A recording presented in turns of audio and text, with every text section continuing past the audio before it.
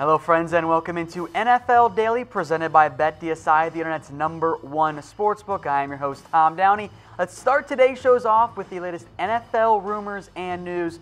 First up, how about Colin Kaepernick and the Washington Redskins?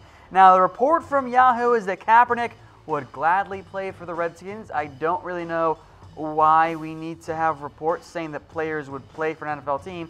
That's like what they want to do, right? That's their whole job and their goal, right? Either way, the Redskins haven't reached out to Kaepernick yet. Instead, they signed Mark Sanchez and Josh Johnson, and Mark Sanchez was complete garbage against the New York Giants. 6 of 14, 38 yards, 2 brutal interceptions. Josh Johnson later came in the game and actually looked competent. Frankly, 11 of 16, 195, 1 TD, 1 interception. Also added some stuff on the ground. But the reality is, if you want the more talented quarterback, you're signing Colin Kaepernick, right? Like, Josh Johnson is the lesser version of Kaepernick. That's who he's always been. Johnson hadn't thrown a pass since 2011. Now, I don't think the Redskins are going to sign Colin Kaepernick despite his reported interest. Frankly, I think it's very clear right now. Kaepernick's time in the NFL, it's done.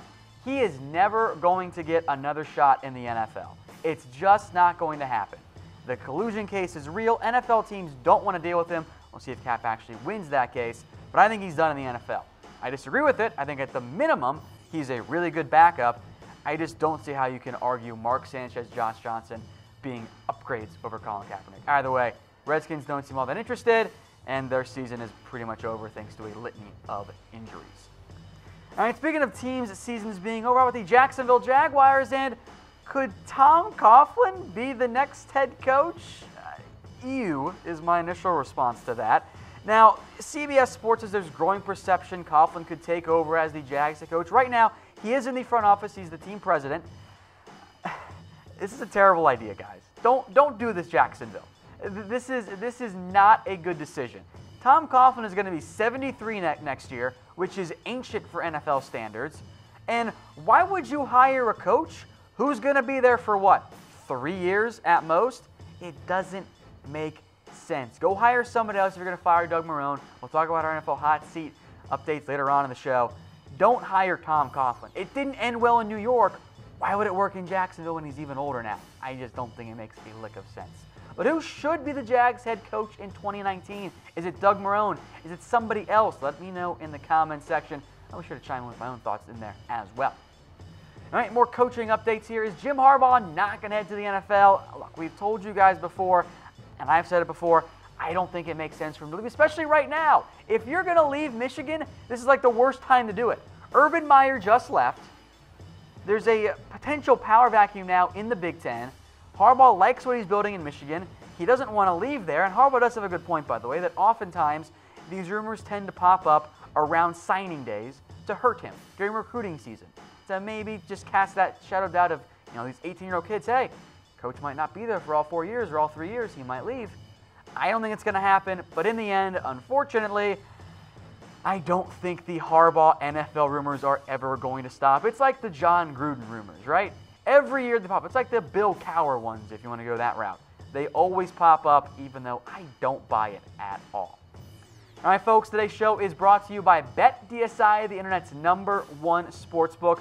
Only a couple weeks left to bet on the NFL regular season, plus some playoff stuff as well. So get in on the action while you still can at chatsports.com/bet. And then use promo code LIVE120 for a 120% deposit bonus. Put down $50, they're going to give you $60. Be a big baller, put down $500, you'll get $600 extra bucks to bet on BetDSI. But you got to use that promo code LIVE120 at chatsports.com/bet. All right, a draft note here for you. How about Kyler Murray in the NFL, the Heisman Trophy winner this year, has been asked repeatedly about his baseball, football future, and his response more recently to Bill Cowher was, I'm focused on the CFP, and then we'll get to that down the line.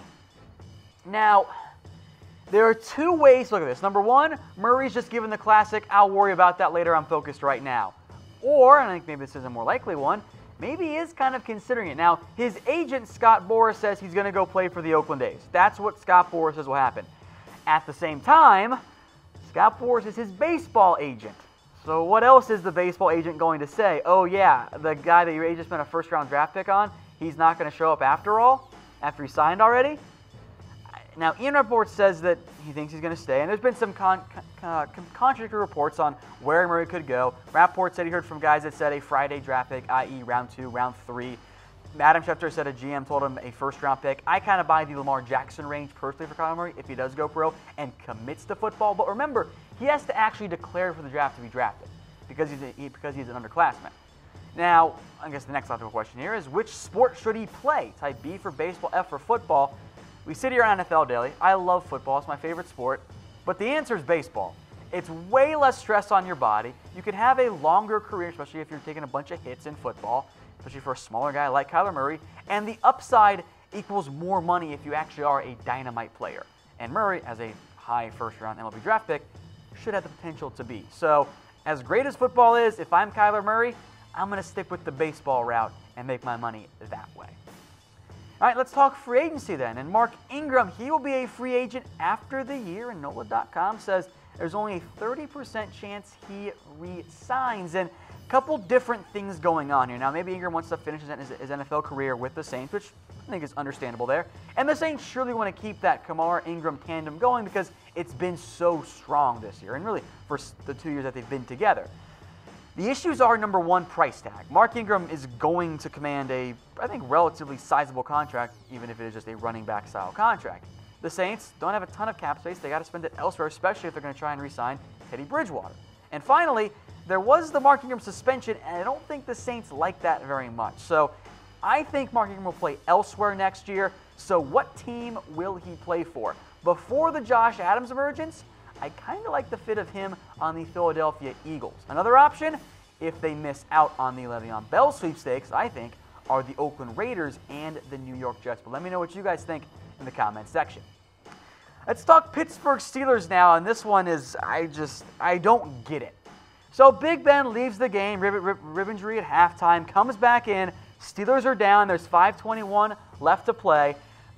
Mike Tomlin gets asked, hey, could he have come back sooner? Could he come back into the game sooner? And Mike Tomlin says, yes, he could have. And we go, okay, why, when, how soon? He says, about a series or so. And then, okay, so why didn't you put your superstar quarterback back in the game? Mike Tomlin says, I didn't want to interrupt the rhythm and flow of the game with Joshua Dobbs at quarterback. What rhythm and flow was there for Josh Dobbs? 4 of 9, 24 yards, interception. It was a 3-and-out on the previous drive, an interception, and a failed 4th and 1. What rhythm and flow are you protecting? Why don't you want to put Big Ben out there? What is the possible justifiable reason for this? I don't get what Mike Tomlin's doing here. That is negligent coaching at its finest. And we'll talk more about Mike Tomlin in the NFL Hot Seat section because we got to have a talk about Mike Tomlin and this Pittsburgh Steelers team because something ain't right now in the AFC North. One more note here on Pittsburgh, a James Conner injury update. Some conflicting reports, the best kind of reports, right, guys? Ian Rappaport says he could miss multiple weeks with a potential high ankle sprain. Adam Schefter says he could return in Week 15. I mean, I guess both can technically be true if, it's close that James Conner can come back this week and then he misses Week 15 and that becomes multiple weeks because it's, 2 and 2 is a multiple. So I don't know. It's kind of weird. You think that there'd be a little bit more tight time from here. And ideally, Pittsburgh would have beat the Raiders, expanded their lead in the AFC North, and a game against Patriots coming up, maybe said, okay, let's try and get Conner healthy, and we'll give him an extra week off. But now, you're kind of in an urgency area if you're Pittsburgh because Baltimore's not that far behind, and as weird as it sounds, the Browns kind of aren't out of this either, which is not a statement I thought I'd say this season, especially the way things began. Either way, the ground game for Pittsburgh was a disaster, 2.1 yards per carry against the Oakland Raiders. That's not going to get it done under any circumstances. Now, if you're like me, you felt good about Pittsburgh, and you bet on them to beat the Raiders and cover, and you didn't, and you lost money. But here's the good news. Because of my bonus money on BetDSI, I got all kinds of extra. I started with $60 in bonus money, up to $150. I'm rolling in that bonus money. I haven't even touched my initial deposit. You can get on it too. Chatsports.com/bet. Promo code LIVE120 gets you a 120% deposit bonus. Put down $50. BetDSI will get you an extra $60 to both. You got to use that promo code LIVE120 at chatsports.com/bet. We'll stick in the AFC North here. Lamar Jackson suffered an ankle injury late against the Chiefs. They had to bring in Robert Griffin III. Ravens ended up losing that game. Good news are the x-rays are negative. He expects to play, and he should still start over Joe Flacco, who is now supposed to be healthy enough to at least be active and back up Lamar Jackson. Now, Lamar this year, he's a rookie quarterback, all right? Couple of mistakes, not that accurate, kind of what we saw at times at Louisville against better competition, but he's still been great on the ground. 95 carries, 475 yards, 3 TDs, 5 yards per carry. For me, it's a no-brainer. When it comes down to Lamar or Flacco, look, Flacco's not good anymore. I don't want Joe Flacco as my starting quarterback. Give me Lamar Jackson, who, yes, still needs work as a pure passer, but the addition of his ability to run on the ground, I think, has been a real game changer here for this Ravens team. All right, next up, more injury notes here. Eric Berry. Andy Reid says there is a chance Eric Berry finally makes that season debut against the Chargers, a primetime game. Berry has missed all the season with a heel injury. It's called a Haglund's deformity. It's basically a bone spur that just digs into the Achilles. Very painful. Not fun. That's why he's missed so much time this year. The good news is, if he does come back, that is an absolutely massive boost for a Chiefs defense that's trying to make a Super Bowl run.